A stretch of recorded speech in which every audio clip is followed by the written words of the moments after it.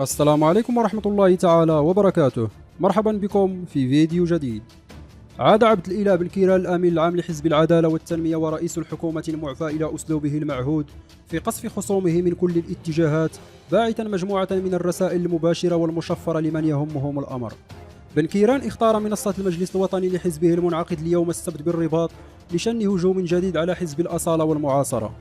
وقال عبد الإله بن كيران وفق ما نقلته جريدة اليوم 24 الذي يقدم عرضا سياسيا أمام قيادات حزبه: إن حراك الريف سببه حزب معين وليس تأخر مشاريع الحسيمة منارة المتوسط فقط، في إشارة منه إلى حزب الأصالة والمعاصرة الذي يسير جل الجماعات الترابية بإقليم الحسيمة، فضلا عن ترأس أمينه العام إلياس العماري لجهة طنجة طوال الحسيمة.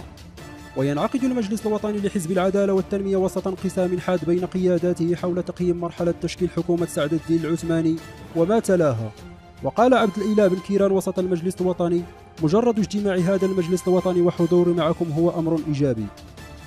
ويطالب عدد من أعضاء المجلس الوطني للحزب بتعديل المادة 16 من النظام الداخلي للحزب بما يتيح إمكانية بقاء بن كيران أمينا عاما لولاية ثالثة، فيما يعارض أغلب الوزراء هذا الطرح. أتمنى أن يكون الفيديو قد نال إعجابكم. لا تنسوا الضغط على زر لايك والاشتراك في القناة للتوصل بكل جديد، والسلام عليكم.